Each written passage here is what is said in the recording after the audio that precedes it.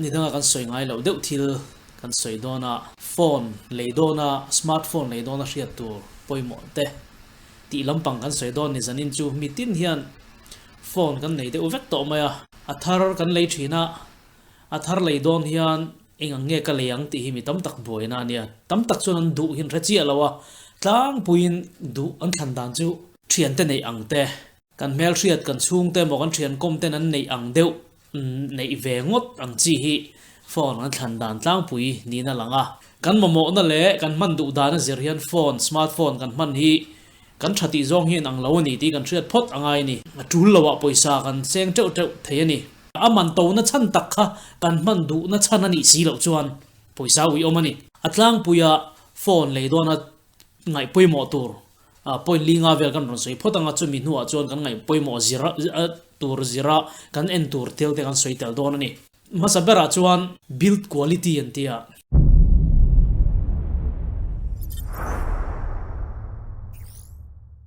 asap tong le technical dewa soi hianin zo pa tan mi zo thingtlang mi tele asap tong thiam kher lo tan hriat har thina chu wangin mol mang theyang ber zo theyang ber thingtlang pa poina hriat thiam thei turin soi kan tum don ani a build quality kan ti chuan a phone a tuam tu core that dan azir tila chiang mai ome chini in an thena metal thir ti mayang thir rit pui ni si lo thir anung te hi a thir chi te oma plastic chi te oma plastic han ti khan plastic ram le chede chu big chuang lawa tin tun la ya chuanin hei phone ron chuak chang kang zela glass dar thalang ang deuh glass te po hi ataksa hi an ron thuam to ni chu tiang chuan chu ta chuan phone thau ching deuh te hi om thei ania phone thau ching deuh ini chuanin engang ching ei du ti kha than thia mangai ta sok dol lo deuh kha om ve ta ni chu wangin phone kan lei donin engang nge a build quality an tia han ma ni chuan sap tong chuan kha kha glass nge nia plastic nge nia metal nge nia polycarbonated ten te chu plastic mizo tonga ka soi fi thiam dan plastic thachi ti mayang dar thalang ang mayan nal hian atle zak thei tho ni plastic ni tho si khan a thatlang puya chunga chuan a pian te po tila dikome a pian kha poimo a screen om dan nge ni a screen ron pong deuh chi te a kwal deuh chi te chi rang rang man a zirin om ta khanga khan then kha chuna case kan mangta a case mang kher lo te pon om ta a build quality a pian mang le a man ruwa an man a zir khan a tlo le tlo lo om ta ni chu ngai poimo a thakop me a then khat phei chuan a pon lampang lan dan ni phone tha kan te na ni moya ni pokal hreng chu tu nai smartphone chu ma khanin Nokia kan man thin lai Android kan nei ang ma kan nei ma khan phone nga lei donin ka hello khop maya ka dora kan en wangwanga hei hi a pian na li ti hala lei top mai ni a chunga ang tin nge tho thei ka du anga niam ti pok ngai to chung lo ka tiang khami tam takin om ve mai thei ni chu wangin a volume me na te a camera lens om na te a speaker om na te earphone han ngai thak do na jack khan vi lu na kwa om na hmuna zirte hianin kan man than dan mil kha om ve ni chu ngai poimo atana thatak mai le poimo tak mai pakhat ania apani na chuan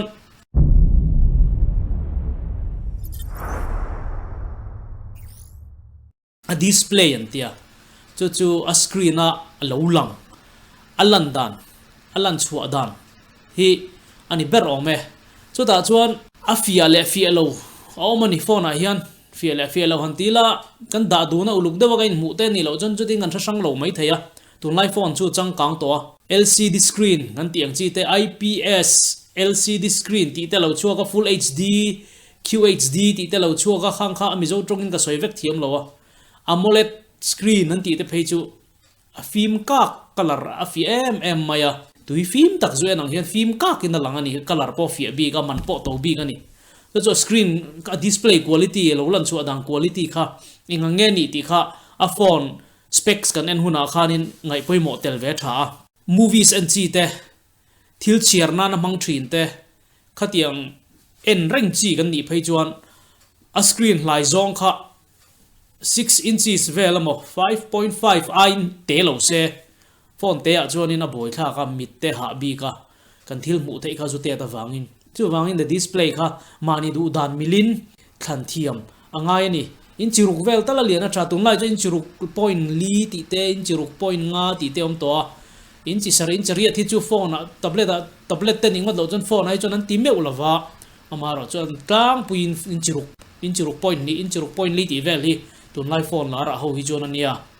chu mitain ha adam le bi kan itin a battery hele helo ril bok ani screen quality khamia display quality khan alo landan a eng pek chu adang quality khan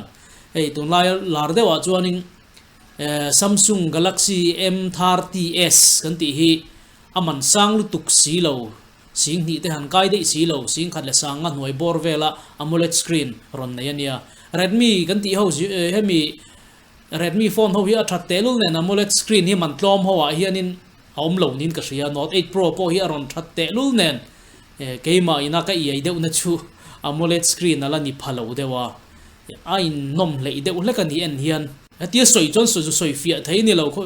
I zu en dun lo chuan khalai kha kan tha thiam mai o me ka soi fia thiam chi lawa adot le chuanin a processor an tia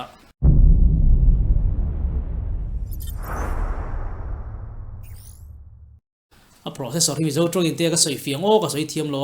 a thuak bur ber ti na ni mai processor chu sang om to a Android to oma heng iPhone kan ti Apple company ho hi Android ani vela wa nol point kan manglawa chu lampang chu soi lo ta la Android bi ga han soi tai la a processor than thiam poimo lutuk phone le don inga tan ngei man don ti zir khan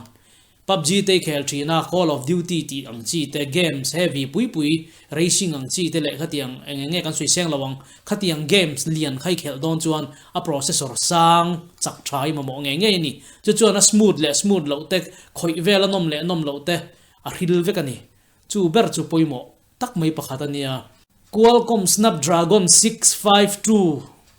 ti te 636 vel poi chak tok view tho Snapdragon chutia ang bor vel kha chi sang om chota kan du dan mil khan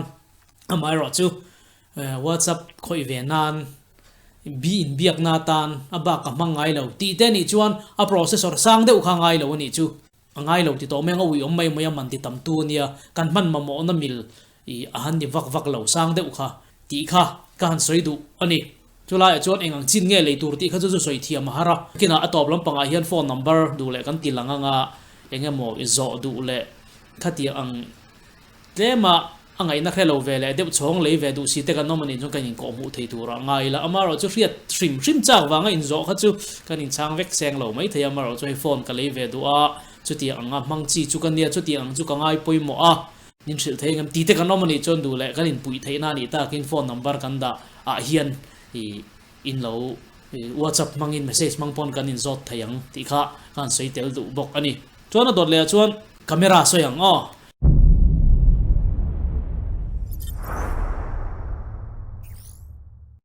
soi kim har ang reng khop ma soi tur chin kharia thiam hara kan hriat na te a in chen om lo box sia kan mamo zon te ang lo boka ti han kal pop photila du le pa tuang te pon kan siam chodon nia camera hi tam takin phone kan a phone kan ngai poimo ber pakhata ni ki po phone a hian ka ngai poimo ber mai pakhata nia camera hi ga thian pa pakhata ro chen enga tan ma ti lo thunga camera hi om mi lo po ni se poi ka ti lo tia mang ngai lo ringa chu tiang tan chon camera tha kha ngai lo ta tam takin camera tha kan te na hi anol puin a megapixel a sangem ti hi nia thil ni chia si lo kan ngai poimo adik thokhata ma se a camera thatlo le fiele hil tu ber hi megapixel ani lo tat mai ni 16 megapixel a 12 megapixel a thazok dei thei tat mai ni chu a thei na chan chu camera hian a sensor poimo bera a sensor ti mi zo tonga soya har le khop maya khami a camera a thalak me khola lo thun lu tu tak kha chungri la hian oma chu sensor an te ni ti chu tin chu soi meang mi zo tongin chumi len that lo chu poimo ber ta ni megapixel sang de upo mang se a sensor a san lo chuan om ziawak om lo ni chumi tluk zeta poimo pakha chu a lens ani camera chuan a megapixel sanga in a lens tha poimo fezo a lens tin te kan soi fiango I thil va mutu takhi ni I phone nung po han enula I khamya bial kek kha ani ta ni chu mi hringa chon kan mit ang hi ni mai a lens a in hon zau that chuan I eng thabi ka thimji nga po alafia bi ka tiango cho a lens ber he fiele hil tu nia hey digital camera le SLR camera te chuan a lens in hon zau zong hi control thaya du danin control thei chin om ta phone a chuan in khatiang vak vak khana control kwal tam thei lawa mai na ron ken sai poi mo ta ni ei kan lo chin chianga a lens in hon zau zong hi aperture an tia mi zo tong chuan tia ka soi fiang ka thiam lo aperture hi poi mo lu tu ka f2.1 f2.0 vel tal ni sela chu tiang ani lo chuan tun lai phone chuaka chuan in vel tal an ni sela ti pon camera du thatan big o camera gangai poi mo lo ti tan chun kha chu eng po lo ni ta sela in chunga te kan la duwa biagina te thil ti khom na te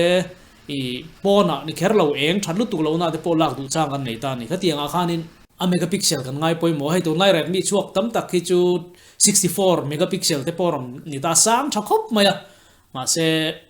16 megapixel aya ro pui lu tuk chuang lo te po yom ani a thala quality result ron en khan mo chu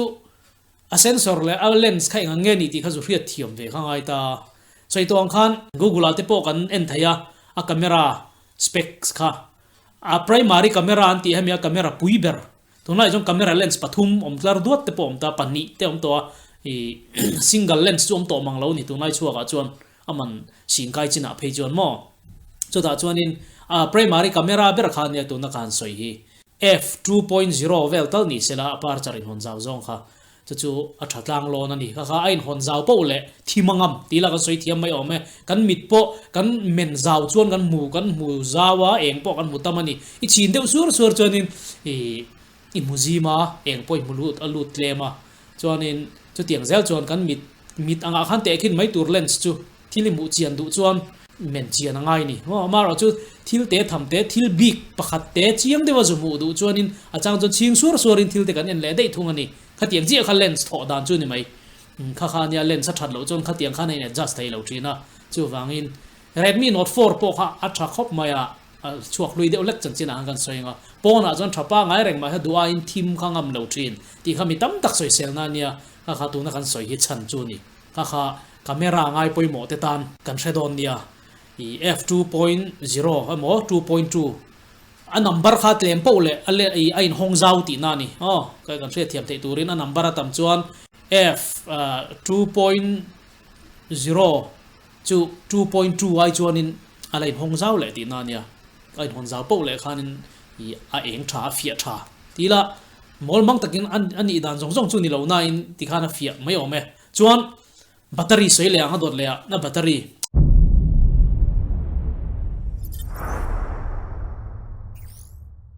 phone battery hi apoi mo khom mai games khel thin te zin mi te charge ni nom ti deuh kha om thei ni than ka chuan charge sin pe khop maya a charge dan chung chang poi soi fe thamani tho ka phita phai le to te charge sek te hi thalawa battery re rang hi ni phonga chuan in man full pop a charge tur ti top phot mai full pop nuwa khan man tur ti chuan alo niam ta phone bi ga chuan 20% vel chau te om to tia charge le tur ani 80 vel 70 chau ani to charge le teng tia du hun huna charge battery na tlo lo pha ve thin an tia ni ati ken phei chu ka hello ma se chu mi thiam te soi dan ania battery hi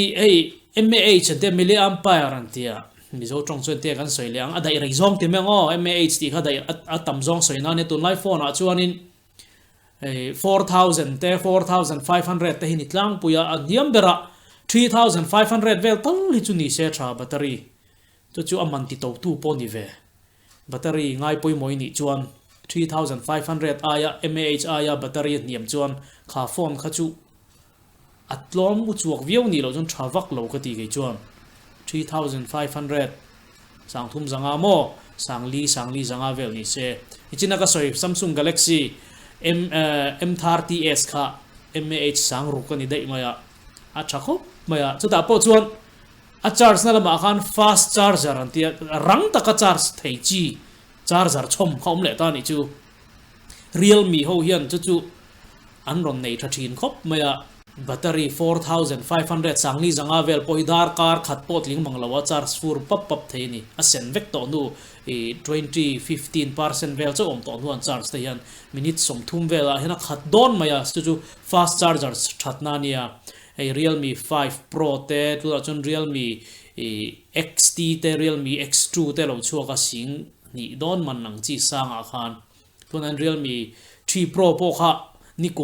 kum lai hol vel khanin aron chuaka thakop maya thata kalani ma se ai tha kharon chuak zut maya chuta chuan kan soi du ber chu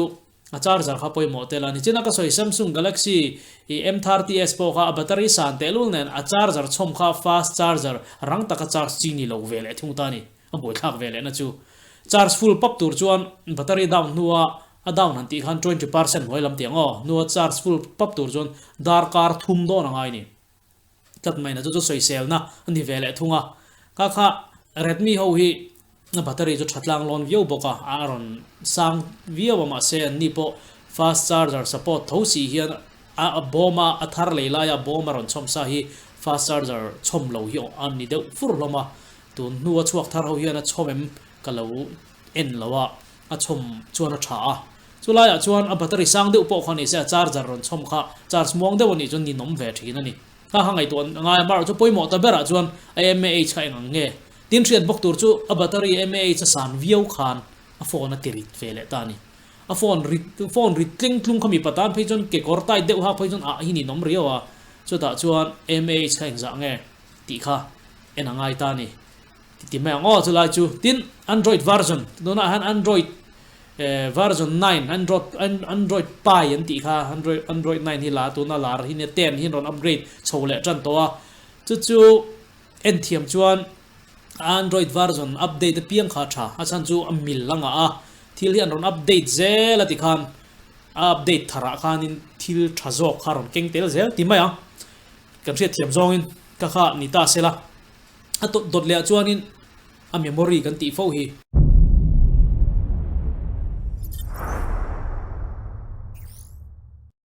a memory chi ni no ma aram le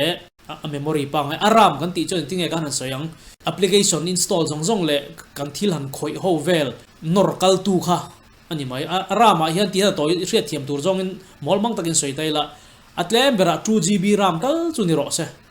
I WhatsApp ringot ka khoi thina thil dang chu ka tingai lo I ti ni po in 2GB ram tali man lo jon rei lo te iPhone muang mayang achan chu alo rit ve zela thalak te lo lu ta apoi mo lo chin I delete thiam lo phei chuan chu ringot po chu soi thamania 1GB ram te hi chu ada rei thei lo nia muang zung mai ni 3GB ram te chu WhatsApp le Facebook ringot khoi nan jon tok via games khel thini ni phei chon atlem bera 4GB ram vel tal ni thei sela memory lampang kha chu memory card te thun theya memory card thun thei lem lo po 64 mo thar ti chu mo ha chu kan mo dana melin 128GB za som ni pariat a memory te po khom ta tin thiat mai tur chu a phone a memory lian ngal sa deu ai hian memory card thun na a card slot dedicated card slot om tho chuan a phone dinan 128GB vela liani du ta 128GB nei phone lei top ai chuan in 64GB memory king nei sa kha leila 164GB bok memory ka thun lela tlemin poisa save de zo zani thum vel talin ti te kha chut ve ve mei angai nai nang reng sia tiang khan mani budget mil khan chut anga ya hey memory card te thade u de oma chi sang oma soi vek seng lawanga an discount lai mu fu phei chuan ka kha thunila a phone a memory sang sa deuh ai kha chuan in poisa ha kan save zo ani ka kha chui du dan milani kha video te la thina ni phei chuan memory sang ni mo nge a memory kan ti khana ram khan ni lo ni ram kha chu application vu tam tak install tu te tan khan in ram lian kha ngai games khel thin te tan ngai boka ti te chuan security extra features an tiang tin nge kan seng hei fingerprint te omta kut zung zia kut zung chale mo khoi lai mo kan meta lo in hong ringot thei tin kan mel hu ruala phone lock in hong ringot thei midang mela jon thei lo kha tiang chi ne ne te kha kentel lama khana rom nei ve ni kha tiang kha kan madu dan mila ju san thiam ngai ve a athen chu light te kha zu on chut lawa phone kha ang tin mo han thin dewa lo eng thei han thin dewa thim le thei chi chu tiang chi te chun oma phone pick up kher ngai lo beng bula da in pick ngal kha tiang chi te chi sang soi sen na ni lo phone chi sang khan in special big rio na khan ron nei thina ni chu kan du dan milin kan thlan thiam ngai ni mi thiamina an han soi fo thin kan hu tam tak kan han chia thin le kan en thin te zinga an soi tel lutuk lo ma se zo pa taka riat thiam ol sam deuh kan share du bok cheu chu I phone le tum kha eng tik a an launch nge eng tik an tlang zar nge ti riat tha kum ni thum lui bera kum khat raltan launch an tlang zar ni ro se ting chu chu mol mang takin soi ma yang chu tiang chuan ni kum masa an tlang zar de to ni so thing to phone hi mo an ron update chak lu tu ka tharuk aral chuanin ai tha chuak le teu to zel chu hriat rang tur ni hral le donin a to lu tuk thei to silawa ai thara chua to chuan chu wangin tuna phone lar deuh kan nei ho hi ni kum sang hi som pakwa july tha te september tha te october tha te an tlang zar ani tlang pui loma hei Redmi Note 8 Pro kan ti te Realme XT kan ti te Realme X2 kan ti te Realme 5 Pro kan ti ho te tin Redmi Note 8 a Pro kherlo 8 te neng ho po hi ni kum to lom panga an tlang zar kha ni ala thar thawiawa kumina hian ngen tlang zar le an thelo an tlang zar le chuanin I aron thale deuh sat tura ngai la thil mil kha nga tu lai mil zel an siam awangin an tlang zarna la rei lo kha tha ti zong khan lo chin chia tai la mol mang takin mol mang de a hriat thiam thei kha apoi mo in ka ria chu wang chuan kan phone lei tur kha tun la ya eng kim kan zu envek thei to Google a po en thei to YouTube a po en thei tin azwar tu ten hena po hi eng tika an tlang zar nge an launch nge ti kha I zo khre lo tur a rei deuh to chuanin du thu sam lo ti kha ria tur ani a thar lam ni ro se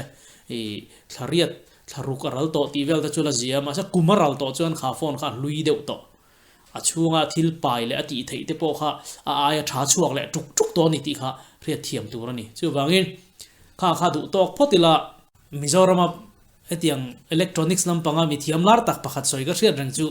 mizo te hian man to hi gan du ringot zela poisa gan khoral na hi awi om ka ti ani